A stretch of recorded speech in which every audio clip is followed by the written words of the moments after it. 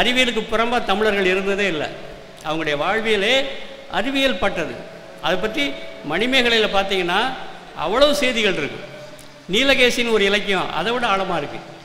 அறிவியலாக நாம் காண்பதை, பார்ப்பதை, சிந்திப்பதை உரசி உரசி பார்த்து தான் நாம் அடுத்த கட்டத்துக்கு வந்திருக்கோம். அறிவியல் அற்ற சமூகம், மூட நம்பிக்கையான சமூகம் அல்ல நாம். ஆகவே அறிவியலுக்கு சில அளவு லிமிட்டேஷன் இருக்குது, சில கொஞ்சம் வரம்பு தான் இருக்குது, அதை தாண்டி வர முடியாது. எடுத்துக்காட்டாக சொல்லணும்னா, ஒரு கடலில் வந்து வலை வீசும் பொழுது இழுக்கிறோம், நம்முடைய வலையில் மீன் விழலை, நம்ம என்ன முடிவு எழுதுவோம்? இந்த கடலில் மீன்களே இல்லை அப்படின்னு எழுதக்கூடாது. அப்படி தான் எழுதுகிறாங்க. அதுதான் அறிவியல். ஆகவே அறிவியல் வேறு, அறவியல் வேறு. அறிவியல் என்பது ஒரு வழிமுறை, அவ்வளோதான், ஒரு டூல், ஒரு கருவி.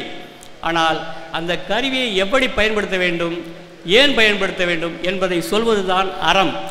அதை மிக ஆழமாக சொன்னவர்கள் தமிழர்கள். ஏனென்றால் நமக்கு 14 கீழ்க்கண நூல்கள், சங்க இலக்கியத்துக்கு பிறகு வந்த நூல்கள் வந்தப்போ ஐரோப்பாவில் இந்த சோசியாலஜி என்கின்ற சமூகவியல் பாடம் வந்தப்போ அந்த சமூகவியலுடைய தந்தை என்ன எழுதுகிறார் அப்படின்னா, இந்த சமூகவியல் என்பது அறத்தை பற்றி பேசாது என்கிறார். சமூகத்தை பற்றி பேசுமே ஒழிய அறம் பற்றி பேசாது. எத்திக்ஸ் இங்கே இல்லை. அதுக்கு வேற ஒரு அளவில் ஒரு சமூகம் வளர்ந்த பிறகுதான் அதை பேச வேண்டும் என்று சொல்கிறார். ஆனால் நாம் கிட்டத்தட்ட 10ஆம் நூற்றாண்டுக்கு முன்பாகவே 5ஆம் நூற்றாண்டு, கிமு 2ஆம் நூற்றாண்டிலேயே அறம் பற்றி பேசிவிட்டோம், அறவாழ்வு பற்றி பேசிவிட்டோம்.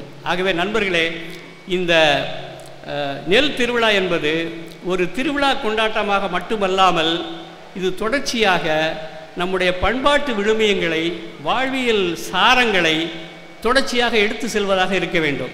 அதற்கான அனைத்து கூறுகளும் நம்மிடம் இருக்கின்றன. இன்னும் சொல்லப்போனால் ஒரு நுட்பமான செய்தியை சொல்லி நான் முடிக்கலான்னு இருக்கிறேன். என்ன அப்படின்னா, இப்போ ஒரு செயல்பாடு செய்யும் பொழுது, அதை தொடர்ந்து எடுத்துகிட்டு போகும்பொழுது பல்வேறு வகையான தடைகள் நமக்கு வரும். அதாவது ஒரு ஆர்ப்பாட்டமாக, கொண்டாட்டமாக ஒரு செய்திகளை செய்து கொண்டு போகிறது எளிது.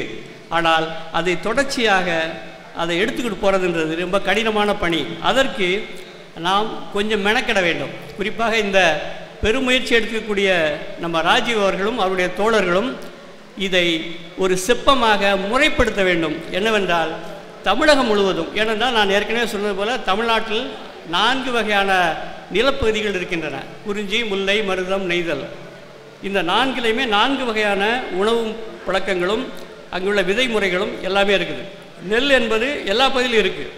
நீங்கள் நினைக்கலாம், மானாவாரியில் நெல் இல்லையா, மருத நிலத்தில் மட்டும்தான் நெல்லா அப்படின்னு நினைக்கலாம். இல்லை, குறிஞ்சி நிலத்தில் ஐவன வெண்ணல் அப்படின்னு ஒரு நெல்லை வந்து பயன்படுத்தியதாக சங்க இலக்கியமே சொல்லுது.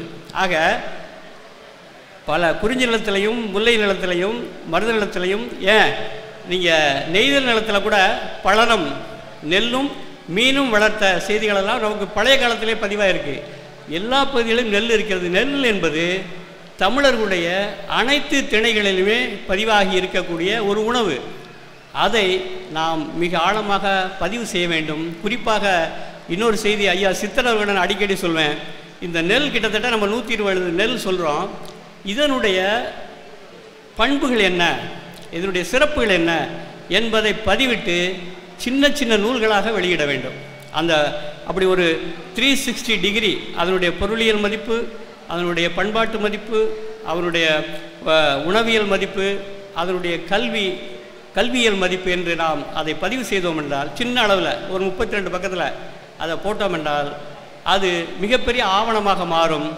நாம் இதை நம்முடையதாக ஆக்கிக் கொள்வதற்கான வாய்ப்பு இருக்கிறது. ஏனென்றால் சங்க இலக்கியத்தில் கருடன் சம்பா அப்படின்னு ஒரு நெல்லை பற்றி நம்ம பேசுகிறோம். அதை பறவை பெயர்படு வர்த்தம் அப்படின்னு பெருமானாட்டுப்படை சொல்லுது. பறவை பெயர்படு வர்த்தம், அதை வெங்கடாச்சலையா என்ன சொல்லுவார், அது கருடன் சம்பா, பறவையினுடைய பெயரை கொண்ட ஒரு நெல். இப்படி பல பதிவுகள் நமக்கு இருக்குது. இதை நம்ம டீகோட் பண்ணணும், மீட்டெடுக்கணும். அவர் சொன்னார் இல்லையா, மரபை மீட்பது. மரபு என்றால் சில பேர் என்ன பார்க்குறாங்கன்னா, அது ஏதோ 10ஆம் பசலித்தனமானது, அது வந்து பிற்போக்குத்தனமானது அப்படின்னு பார்க்குறாங்க. அப்படி இல்லை. மரபு என்பதும் தோற்றகம், இண்டிஜினியஸ் வேறு, ட்ரெடிஷன் வேறு. பாரம்பரியம் அப்படிங்கிற வடமொழி சொல்லல நம்ம மரபுன்னு தமிழில் பயன்படுத்துகிறோம். இண்டிஜினியஸ் என்பது அதே இடத்துல தோன்றி வளரக்கூடிய ஒரு வகையான ஒரு பயிர். ஆனால் ட்ரெடிஷன் என்பது, மரபு என்பது வேறு இடத்துல இருந்தால் கூட இங்கு வந்து பல நூற்றாண்டுகளாக புழங்கி அது மக்களோடு மக்களாக சேரும் பொழுது அது மரபாக மாறுகிறது. இப்போ எடுத்துக்காட்டால் சிவகாசியில் வந்து பட்டாசு தொழில் இருக்குது, அதே போல் தீப்பெட்டி தொழில் இருக்குது. அது ஒரு ட்ரெடிஷ்னல் இண்டஸ்ட்ரின்னு சொல்லுவோம், மரபு சார்ந்த தொழில்னு சொல்லுவோம். ஆனால் அது இண்டிஜினியஸ் கிடையாது, அது வெளியேருந்து வந்தது. அப்படி ரெண்டுக்கும் சின்ன வேறுபாடு இருக்குது. இந்த மரபு என்பது அடிப்படையில் அது தவறான மோசமான கூறுகளை விட்டு விட்டு சிறந்த கூறுகளை தன்னோடு கொண்டு இருக்கும். அதுதான் மரபு, அதனுடைய சிறப்பு. அதனால் நம்ம வந்து பிற்போக்குத்தனமான கருத்துக்களை சுமந்து கொண்டு நாம் செல்கின்றோம் என்ற பொருள் அல்ல. இதில் அறிவியல் செயல்பாடு என்பது அந்த மரபுக்கு அது ஒத்துக்கொள்வதாக, அதோடு அதை தூக்கி எடுப்பதாக இருக்க வேண்டால் மரபு என்பதற்கு வலிமை அதிகம். ஒரு வேர் என்பது வேர் விட்டு பூமியில் இருக்கும் பொழுது அந்த மரம் சீக்கிரம் சாயாது. ஆனால் சல்லிவேர்களை கொண்ட மரம் ஒரு பெருங்காற்றடித்தால் சாய்ந்துவிடும். அந்த அடிப்படையில் மரபு, ஆழமான மரபுக்கு சொந்தக்காரர்கள் தமிழர்கள். ஆகவே நம்முடைய பெருமை, நம்முடைய முன்னோர்கள் கொடுத்த அந்த சிறப்பு என்பது நமக்கு மேலும் வலிமை சேர்க்கிறது. அந்த வலிமையை தொடர்ந்து கொண்டு செல்வதற்கு அனைவரும் பாடுபட வேண்டும் என்று கேட்டுக்கொண்டு என்னுடைய உரையை முடிக்கின்றேன். நன்றி, வணக்கம்.